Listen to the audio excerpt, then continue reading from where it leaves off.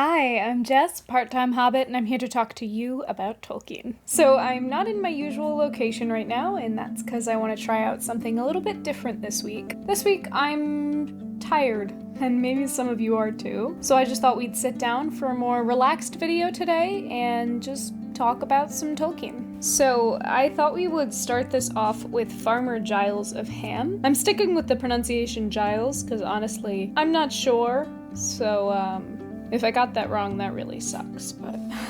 And if the vibes are interrupted by any rattling or noise, that's just because there's 4 rats doing parkour in my living room. So I'm going to be reading this from a copy of the Tolkien Reader. It's important to note that this work isn't related to Tolkien's larger works like The Lord of the Rings. It's a separate short story set in a fantasy medieval past. Tolkien does make it clear in the foreword that this exists as a translation of a historical document, which obviously it's not because he wrote it, but that's also how The Lord of the Rings is structured, so I just think that's pretty cool. So Tolkien begins by explaining that Farmer Giles has a very long name that's difficult to pronounce because it's in the original Latin, but then explains that his vulgar name is just Farmer Giles of Ham. And Ham is just a small British village. Farmer Giles has a pet dog named Garm, which is interesting because the name Garm for a dog is also the name of a dog in Norse mythology who guards the gates of the underworld. Our Garm is a little bit less storied, but he's still really cool. Let me read this passage. Farmer Giles had a dog. The dog's name was Garm. Dogs had to be content with short names in the vernacular. The book Latin was reserved for their betters. Garm could not talk even dog Latin, but he could use the vulgar tongue, as most dogs could of his day, either to bully or to brag or to wheedle in. I love how here Tolkien is essentially telling us that this dog talks, but he does so by saying, well, he doesn't speak, dog Latin, but he speaks English, which is so underhanded. I love it. As he's describing kind of village life, he says the time was not one of hurry or bustle, but bustle has very little to do with business. Men did their work without it, and they got through a great deal of both work and of talk. So here we get to see Tolkien's kind of fixation with slow life and stubborn people. He describes Farmer Giles. He was a slow sort of fellow, rather set in his ways and taken up with his own affairs. Neither of them gave much thought to the wide world outside of their field, the village, and the nearest market. So here we see Tolkien's kind of trope that he would develop into hobbits, but just as regular British people. So this is back in a mythological England where giants still exist, and there is a giant who is both nearsighted and also rather deaf, charging towards Ham. The giant is out on a stroll and he realizes the sun is going down, and then he got lost and panicked, which I'm gonna be honest is pretty relatable for me. He's charging through the countryside and Garm hears him. Garm runs to go get Farmer Giles. "Help, help, help," cried Garm. The window opened suddenly and a well-aimed bottle came flying out. "Ow," said the dog, jumping aside with practiced skill. "Help, help, help." They have a bit of an antagonistic relationship, and Farmer Giles continues threatening death upon Garm and calling him an idiot. Justice for Garm. And he says, "I'll kill you if you make another sound," Farmer Giles said. "What's come to you, you fool?" "Nothing," said the dog, "but something's come to you." So he goes on to tell Farmer Giles about the giant. So Farmer Giles puts on his pants and grabs his blunderbuss, which is a type of gun. Blunderbusses are a more primitive type of gun that fire little balls or slugs, just a bunch of small pieces of shrapnel. Farmer Giles stuffs it full of old nails, bits of wire, broken pots, bones, stones, and other rubbish. So he just fills it up with trash, puts on his coat and boots, and goes out to face the giant. Tolkien writes, he did not feel either bold or quick, whatever Agatha, his wife, might say, but he was more anxious about his property than his skin. So, feeling a bit loose around the belt, he walked towards the brow of the hill. And so Farmer Giles charges up and fires at his face, and accidentally hits him directly in the eye. The giant does not realize that he's under attack and thinks he's been stung by something. The giant says, "Nasty, unhealthy parts, evidently," said he. "I shan't go any further this way tonight."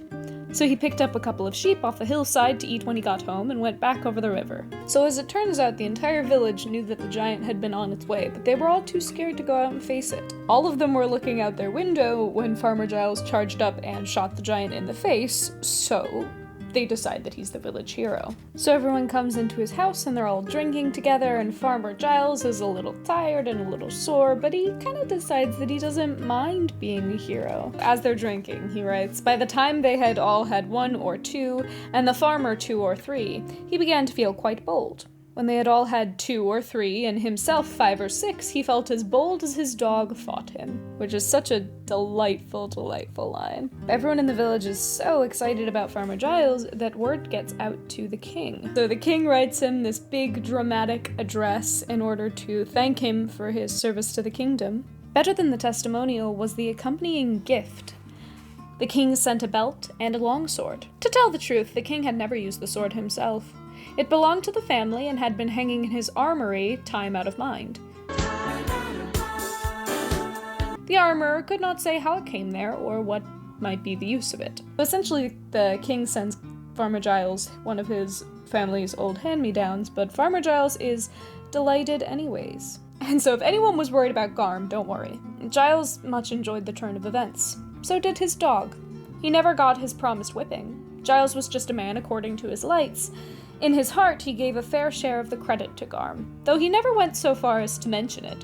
He continued to throw hard words and hard things at the dog when he felt inclined, but he winked at many little outings. So, justice for Garm all the same. Justice for Garm. But he gets those nice little winks. Now they start talking about the dragon. So in those days, dragons were already getting scarce in the island. I think it's interesting that even in Tolkien's mythological England, we get some of that Middle-earth carryover, where the magic is slowly seeping out of the land, and that still carries over into here. There's so many similarities between Tolkien's vision of mythic England and Middle-earth, and it's very neat.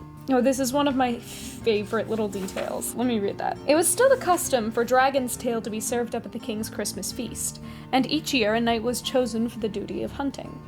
He was supposed to set out upon St. Nicholas's Day and come home with a dragon tail, not later than eve of the feast. But for many years now, the royal cook had made a marvelous confection, a mock dragon's tail, of cake and almond paste, with cunning scales of hard icing sugar. The chosen knight then carried this into the hall on Christmas Eve, while the fiddles played and the trumpets rang. The mock dragon's tail was eaten after dinner on Christmas Day, and everybody said, to please the cook, that it tasted much better than real tail. I very much want to make myself my own mock dragon tail. We'll see, I should make it for Christmas, so maybe I'll do like a special edition episode. But I had been thinking that would make a nice surprise for 1,000 subscribers. We'll see which we get to first, Christmas or 1,000 subscribers, or if I have enough time around Christmas. But I do want to try and make my own mock dragon tail, so we'll see. That's the state of dragons in the kingdom. We've learned how to make mock dragon's tail and we don't hunt them anymore. That was the situation when a real dragon turned up again.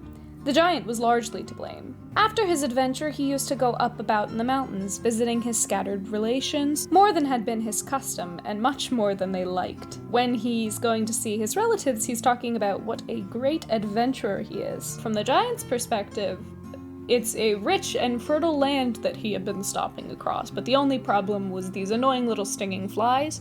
But other than that, there was no one to defend the land. Then the warm summer was followed by a hard winter. It was bitter cold in the mountains, and food was scarce. The talk got louder. Lowland sheep and kine from the deep pastures were much discussed. The dragons pricked up their ears. They were hungry, and these rumors were attractive. "So knights are mythical," said the younger and less experienced dragons. "We always thought so." "At least they may be getting rare," thought the older and wiser worms. "Far and few, and no longer to be feared."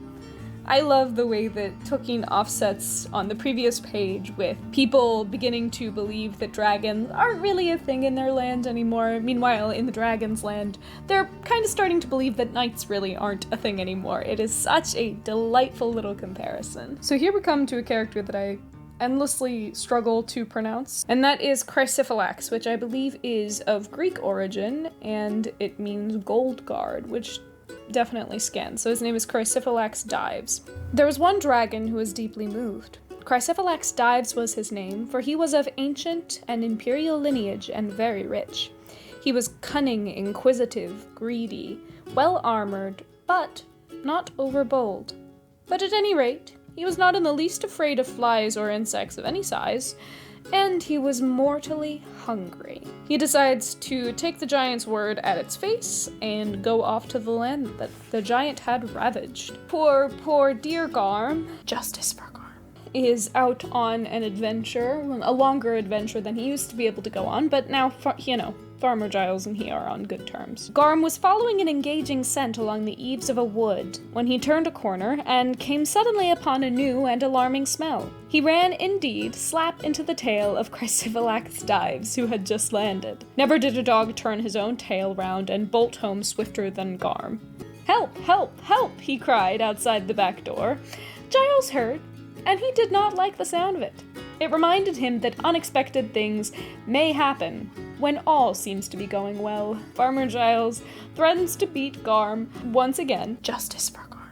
And Garm informs him that he was running away from a dragon. Farmer Giles says, "Dragon," says he.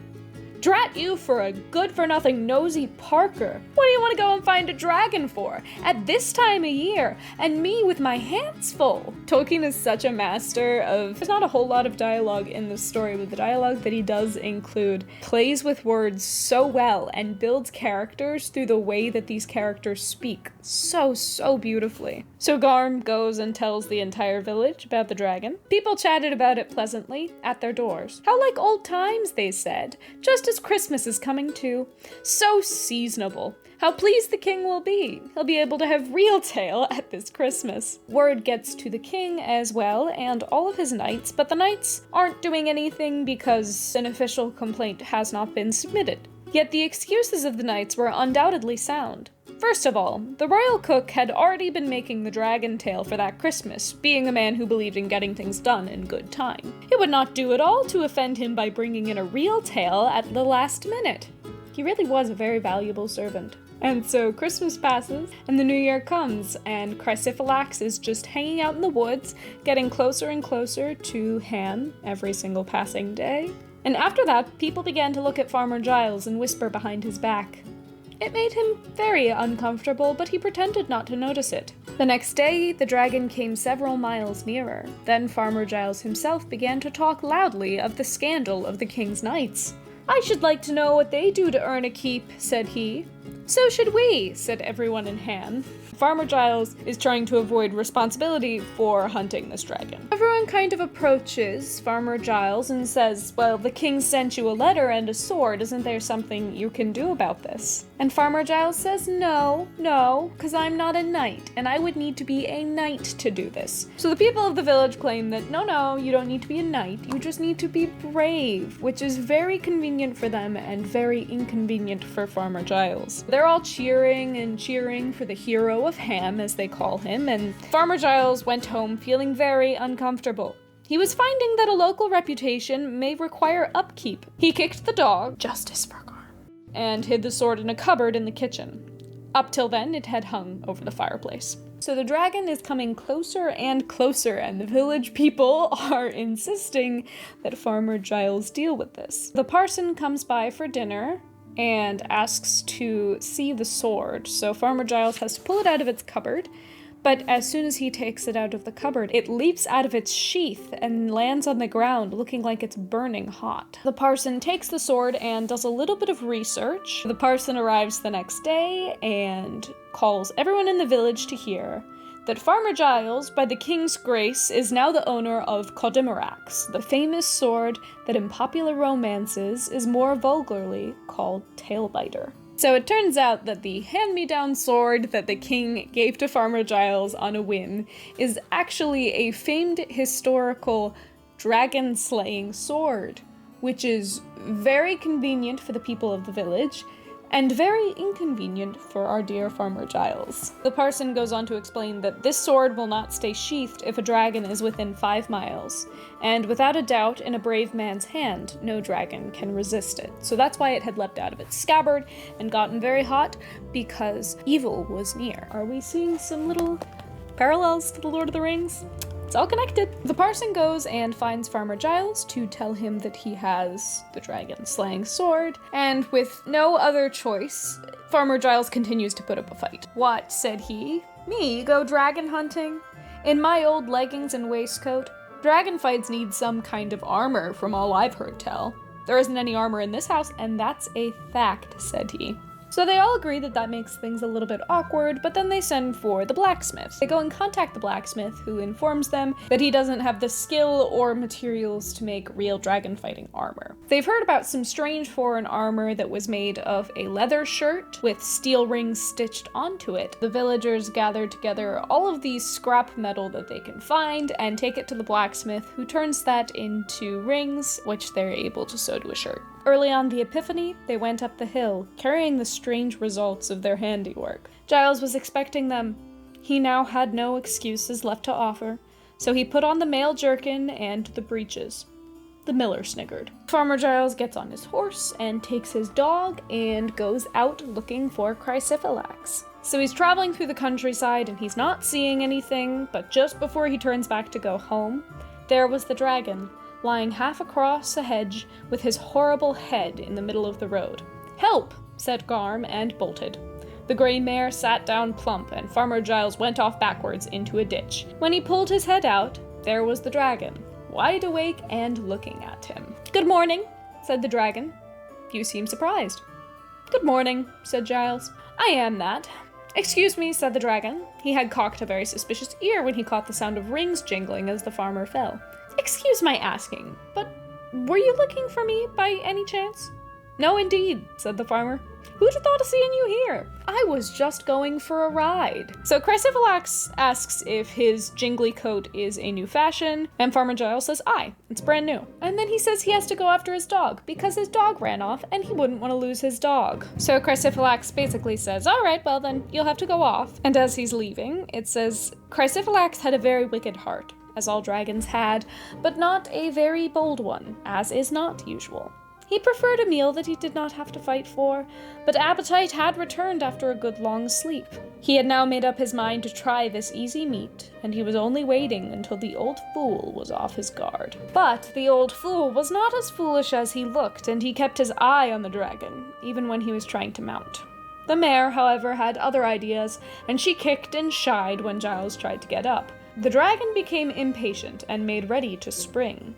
"Excuse me," said he, "haven't you dropped something?" An ancient trick, but it succeeded, for Giles indeed had dropped something. When he fell, he had dropped Tailbiter, and there it lay by the wayside. He stooped to pick it up, and the dragon sprang, but not as quick as Tailbiter. As soon as it was in the farmer's hand, it leapt forward with a flash, straight at the dragon's eyes.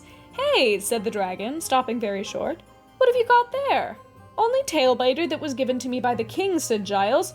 "Oh, my mistake," said the dragon. "I beg your pardon." He lay down and groveled, and Farmer Giles began to feel more comfortable. "I don't think you've treated me fair." "How not?" said Giles. "And anyway, why should I? You've concealed your honorable name and pretended that our meeting was only by chance, yet you are plainly a knight of high lineage. It used, sir, to be the custom of knights to issue a challenge in such cases after a proper exchange of titles and credentials." So Farmer Giles reveals that he's not actually a knight and thus does not have to go by any actual honor code, and so Chrysiphilax, realizing that he doesn't really have a choice, decides to humble himself. "Chrysiphilax is my name," said he. "Chrysiphilax the Rich. What can I do for you, your honor?" he added ingratiatingly, with one eye on the sword and hoping to escape battle. "You can take yourself off, you old horny varmint," said Giles, also hoping to escape battle. Much like one trying to repel a black bear, Farmer Giles decides to wave his arms at Chrysiphilax. But Tailbiter has other plans and uses the violent waving of Farmer Giles's arm to attack Chrysiphylax's wing, rendering him unable to fly for the time being. At this point, Farmer Giles begins to chase Chrysiphylax while wielding Tailbiter, and he chases him all the way back to Ham as people cheer in the streets. And once they get to the village, Chrysiphylax gets far too tired and gives up. He lay down in the middle of the road and gasped. Garm came and sniffed at his tail, but Chrysiphylax was past all shame. Chrysiphylax, ever the negotiator, tells the town people that surround him that no, you shouldn't kill me because I'm very rich and I will gladly pay for the damages that I've done to your town. Eventually, they negotiate a deal where all of the townspeople will make out of this deal quite handsomely. What they don't realize is that it's never particularly wise to try and negotiate with dragons. So Chrysiphylax drives a very, very hard bargain, but none of it matters because he's not planning on giving any of them any of this money, and it's all just a ruse, and the village people are blinded by their own greed and play into it. About the village people, Tolkien writes, they were, of course, very foolish, for though the oaths he had taken should have burdened his conscience with sorrows and a great fear of disaster, he had, alas, no conscience at all.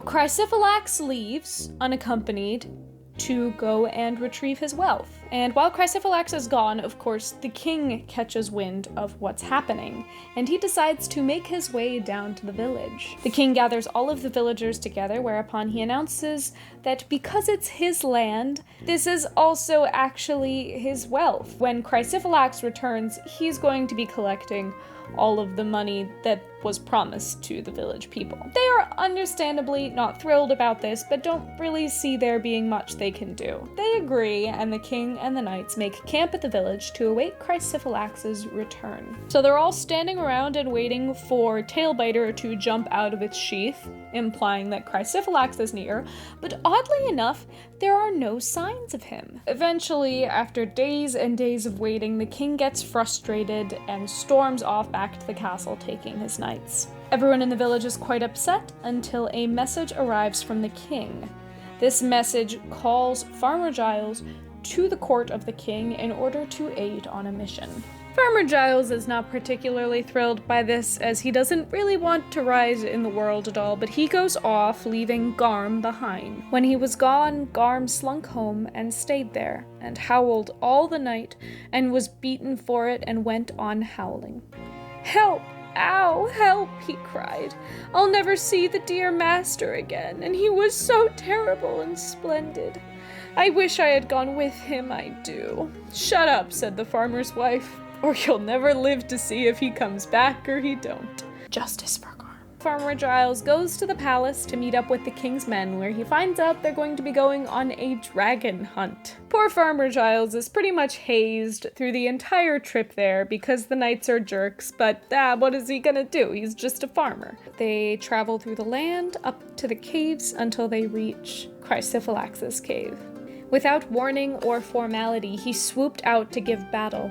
Down he came upon them with a rush and a roar. Far from home, he had not shown himself overbold, in spite of his ancient and imperial lineage.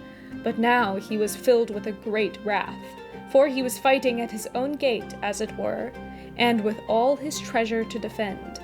He came round a shoulder of the mountain like a ton of thunderbolts, with a noise like a gale and a gust of red lightning. Several knights are killed in this first blast, but Farmer Giles's old horse has already seen Chrysiphylax once and doesn't really want to walk back down the mountain, so she stands her ground. Not realizing that Farmer Giles is there, Chrysiphylax comes screeching down the path, but comes to a screeching halt as soon as he sees Farmer Giles and Tailbiter. "Excuse me," said Farmer Giles, "but were you looking for me by any chance?" "No, indeed," said Chrysiphylax. "Who would have thought of seeing you here? I was just flying about." "Then we meet by good luck," said Giles.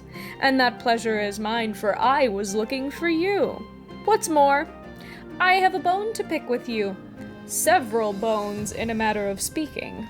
Farmer Giles threatens Chrysiphylax with Tailbiter, and Chrysiphylax says, "Hey, you have not, I hope, come to kill me, good master?" "Nay, nay," said the farmer. "I said naught about killing." Then what, may I ask, are you doing with all these knights? Said Chrysophylax. Knights always kill dragons if we don't kill them first. I'm doing nothing with them at all. They're naught to me, said Giles. And anyway, they're all dead now or gone. What about what you said last Epiphany? What about it? Said the dragon anxiously. You're nigh on a month late, said Giles, and payment is overdue. I've come to collect it. These two kind of go back and forth, and so they kept on for a while, chaffering and arguing like folk at a fair. Yet at the end of it was as you might expect. For whatever else might be said, few had ever outlasted Farmer Giles at bargaining. Farmer Giles goes with Chrysophylax back up to the cave, where Chrysophylax is forced to haul his own treasure out to Farmer Giles, one chest at a time. When it's getting near the end, Farmer Giles says, "Then there's still more in there, is there?" "Yes," said the dragon. "Enough to keep me respectable." He spoke near the truth for a rare wonder, and wisely, as it turned out.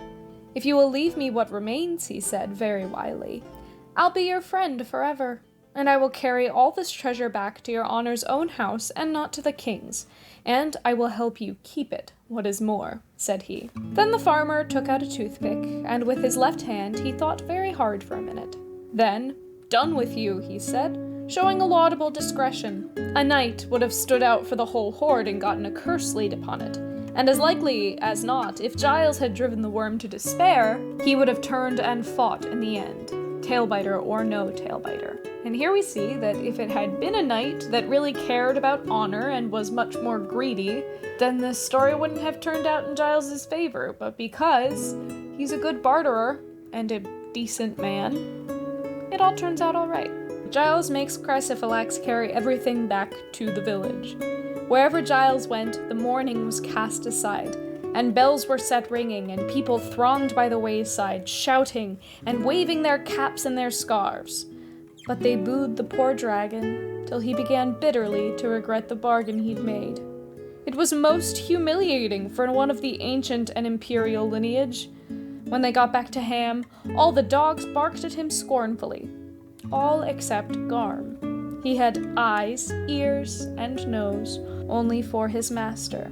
Indeed, he went quite off his head and turned somersaults all along the street. I love Garm so much. So, of course, the good old king catches word that Farmer Giles has taken the gold directly home rather than bringing it to the castle, and he is not happy. Then the king changed from hot wrath to cold anger. He had a grim look as he rode up at last to the river, beyond which lay Ham and the house of the farmer. He had a mind to burn the place down, but there was Farmer Giles on the bridge, sitting on the grey mare with tailbiter in his hand. No one else was to be seen, except Garm, who was laying on the road. "Good morning, lord," said Giles, as cheerful as day, not waiting to be spoken to. The king eyed him coldly. "Your manners are unfit for our presence. But that does not excuse you from coming when I sent for." "I had not thought of it, lord, and that's a fact," said Giles. 10,000 thunders!" cried the king in a hot rage again. "To the devil with you and your insolence! No reward will you get after this, and you'll be lucky if you escape hanging. And hanged you shall be, unless you beg our pardon here and now and give us back our sword." "Eh?" said Giles. "I've got my reward, I reckon. Finding's keeping and keeping's having, as we say here. And I reckon tailbiter is better with me than with your folk."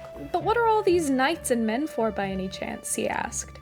"If you've come on a visit, you'll be welcome with fewer. If you want to take me away, you'll need a lot more." "Give me my sword," shouted the king, finding his voice but forgetting his plural. "Give us your crown," said Giles, a staggering remark, such as had never before been heard in all the days of the Middle Kingdom. "Lightning of heaven! Seize him and bind him," cried the king, justly enraged beyond bearing. "What do you hang back for? Seize him or slay him." The men-at-arms strode forward. "Help! Help! Help!" cried Garm. Just at that moment, the dragon got up from under the bridge. He had lain there concealed under the far bank deep in the river. Now he let off a terrible steam, for he had drunk many gallons of water. At once there was a thick fog, and only the red eyes of the dragon to be seen in it. "Go home, you fools," he bellowed, "or I will tear you to pieces. all the king's horses and all the king's men. Then he sprang forward and struck a claw into the king's white horse, and it galloped away like the 10,000 thunders that the king mentioned so often. The other horses followed as swiftly. Some had met this dragon before, and did not like the memory. The men-at-arms legged it as best they could in every direction, save that of Ham. So the king is quite undignified and has not fled, so instead he decides to challenge Farmer Giles to single combat. "Nay, lord," said Farmer Giles, laughing. "Go home and get cool. I don't want to hurt you, but you had best be off, or I won't be answerable for the worm. Good day." And that was the end of the Battle of the Bridge of Ham. Never a penny of all the treasure did the king get, nor any word of apology from Farmer Giles, who was beginning to think mighty well of himself. What is more, from that day, the power of the Middle Kingdom came to an end in that neighborhood. Chrysiphilax remained long in Ham, much to the profit of Giles, for the man who has a tame dragon is naturally respected. So Farmer Giles essentially gets to live out the rest of his days as a prince and then a king of his own little kingdom. Of course, Farmer Giles does very well for himself, and Garm is not left out of this. Garm had a gold collar, and while he lived, roamed at his will, a proud and happy dog, insufferable to his fellows, for he expected all the other dogs to accord to him the respect due to the terror and splendor of his master. Garm gets to live out his days as a prince, as he should. Justice for Garm. Chrysiphilax stayed for a long time in the kingdom, but eventually he does get to go home. He flew back to the mountains, slowly and laboriously, for his wings were clumsy with long disuse, and his size and his armor were greatly increased. He chases out a younger dragon and fights in a couple of battles. When, with great satisfaction, he had devoured his defeated opponent, he felt better, and the scars of his humiliation were assuaged, and he slept for a long while. But at last, waking suddenly, he set off in search of the tallest and stupidest of the giants, who had started all the trouble one summer's night long before.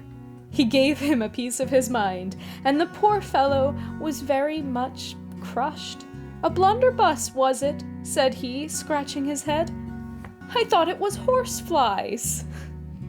Fini, or in the vulgar, the end.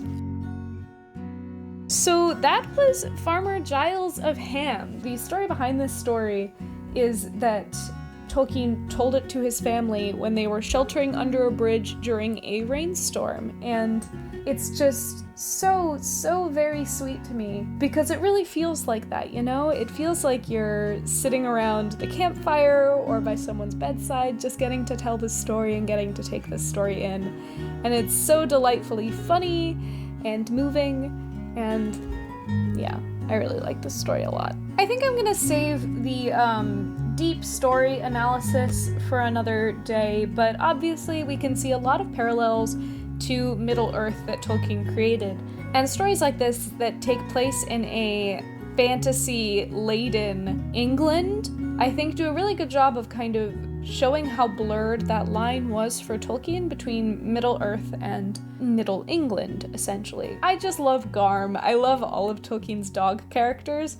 Another one is Huan from Tale of Beren and Luthien, or The Lay of Leithian, who is Luthien's dog companion. And Tolkien really loves a dog companion. I just find Garm to be such a delightful character. And again, the way that Tolkien builds characters is so fascinating because he uses the narration and the dialogue in such perfect cohesion to establish the tone of each character. And he really uses these tools to shape the characters in a very unique way that we don't see a lot in modern writing. Yeah, I really enjoyed this tonight, and I think I really needed it this week. You guys should let me know if you want to see more of this, because I do kind of want to make more, following through some of Tolkien's other short stories and short poems. I should probably wrap this up because around this time on a Saturday night, the street immediately outside of my apartment becomes like a drag racing strip, and I have been struggling to get any clear audio. So if you guys are hearing cars rip-roaring up and down the street, I'm sorry, I can't help it.